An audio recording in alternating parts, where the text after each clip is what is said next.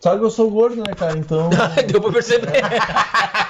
Ô, meu, não precisa dizer. Eu ouvi uma vez o Zeca Pagodinho falando uma coisa que fez muito sentido pra mim. Diz. Se correr fizesse bem pra saúde, carteira era imortal. Verdade, cara.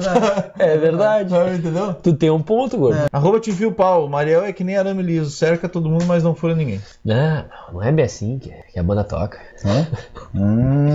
Às vezes aparece alguns. Moças e rapazes. Não tô nessa.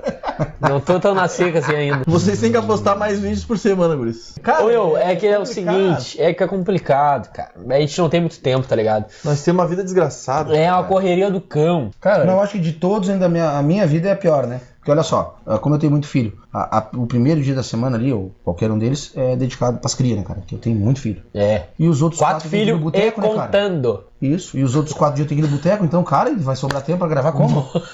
Tem como, né, cara? 4 dias pro boteco. Exatamente.